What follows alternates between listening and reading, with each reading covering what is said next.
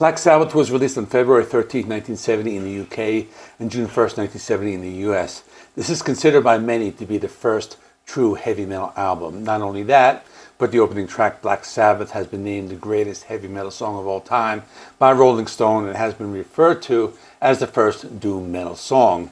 The album was a commercial success, reaching number 8 on the UK charts and number 23 on the US Billboard charts. So in celebration of its 55th anniversary, today we will be talking about the debut album by Black Sabbath. So here is the agenda for today. Number 1, the recording process. Number 2, the story of Black Sabbath, the song. Number 3, discussing some of the other tracks on the album. Number 4, what did the critics think?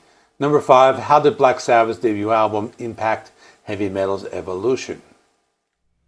First, let me talk about the recording process. The album was recorded in a single 12-hour session on October 16, 1969, with minimal overdubs, primarily added for sound effects, bells, thunder, double-track guitars, etc. The band essentially played their set in the studio, capturing a raw, live feel. Tony Iommi's guitar playing, essential to the band's sound, developed due to an accident that severed the tips of his middle fingers, which led to his down-tuning his guitar for easier bending. Geezer Butler's bass lines followed Iommi's riffs. This made the sound of the album much more heavy, as it was common for bass players to play their own melody that was independent of what the guitar player was playing. According to Geezer Butler, he said, "Back then, the bass player was supposed to do all these melodic runs, but I didn't know how to do that because I'd been a guitarist, so all I did was follow Tony's riff. That made the sound heavier." Ozzy Osbourne's vocals were recorded live alongside the band, so I think all these factors combined created this new sound that would eventually evolve into all the metal genres we have today, 55 years later. But the sound of this album was an evolution of the music that was popular at the time. I'm talking about blues, rock, and psychedelia. That was the backbone of their sound, but they just took it in another direction. Also keep in mind, this band was from the blue-collar industrial town of Birmingham, England. The music was made to capture the sonic ugliness of that town.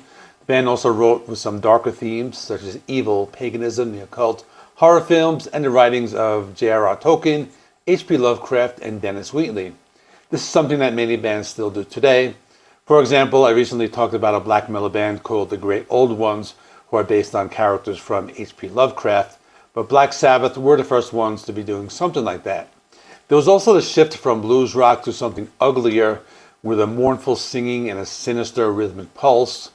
The music used heavy distortion combined with rock and blues. Let me talk about one of the most important songs in heavy metal, the opening track, Black Sabbath.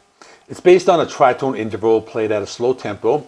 Geezer Butler claims the riff was inspired by Mars, the Bringer of War, from Gustav Holst's The Planets.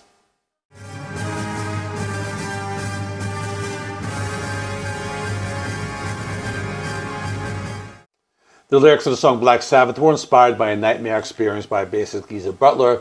One of the reasons is he had this nightmare because he had this fascination with the occult. At the time, Geezer Butler was deeply interested in the occult. He had painted his apartment black and decorated it with inverted crosses and pictures of Satan. He was reading a weekly magazine called Man, Myth, and Magic that was about Satan, as well as books by Aleister Crowley and Dennis Wheatley, especially The Devil Rides Out. But then Ozzy Osbourne gave Butler a black occult book written in Latin with pictures of Satan. Butler placed the book on a shelf next to his bed before going to sleep. This was when he had this so-called nightmare.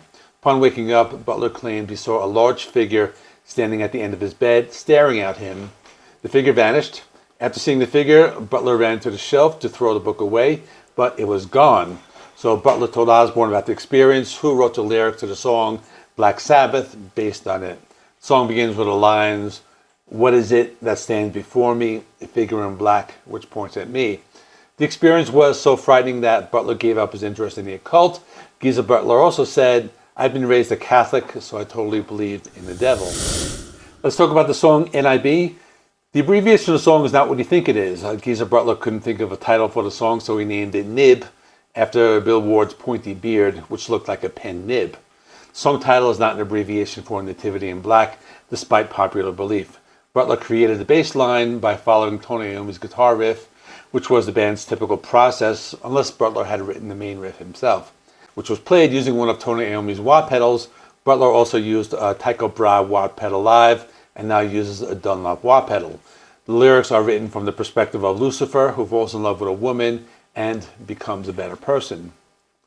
There are also a few other key tracks on the album. Behind the Wall of Sleep is a reference to the H.P. Lovecraft story, Beyond the Wall of Sleep. The original story is narrated by a former intern at a mental hospital and centers on his experiences with an inmate named Joe Slater. I won't get into the whole story, but it's very interesting.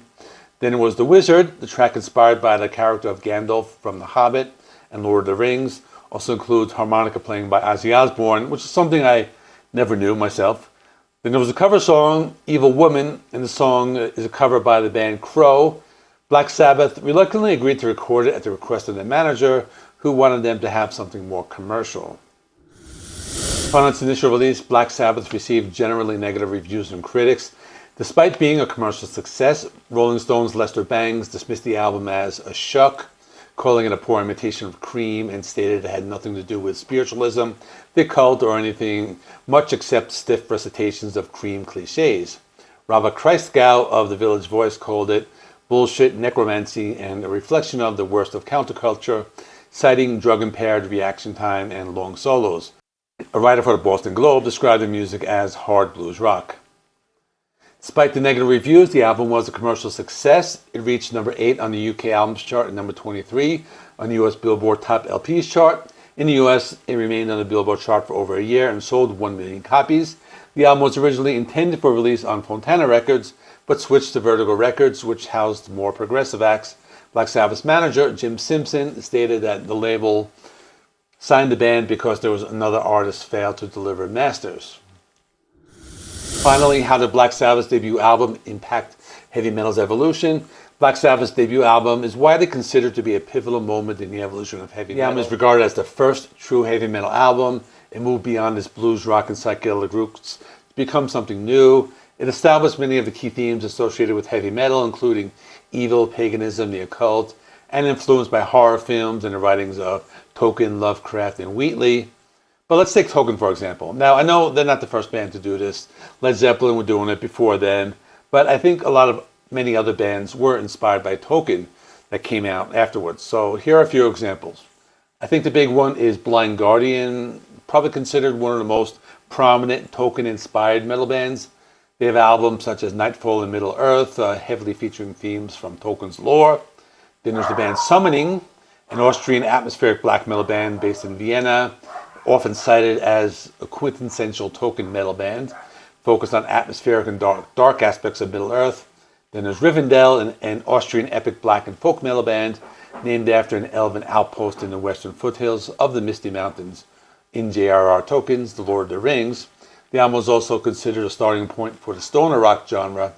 It features songs with a slow to mid-tempo, heavily distorted, groove-laden, bass-heavy sound, melodic vocals, and a retro production. A few notable bands in this genre include Weed Eater, High on Fire, and Electric Wizard. Finally, the song Black Sabbath is considered influential in the development of doom metal, which broke out more in the first half of the 80s, including Witchfinder General and Pagan Altar from England, American bands Pentagram, St. Vitus, The Obsessed, Trouble, and Cirith Ungol, and Swedish band Candlemass.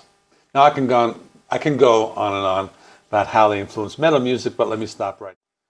Check out the playlist of Black Sabbath album reviews that I've done over the years. Thanks for watching. Please give the video a like. Helps me with the YouTube algorithm. Please subscribe if you have not already. I do rock and metal reviews, rankings, and more. Thanks for watching. I will see you in the next one. And subscribe if you have not already. I do rock and metal reviews.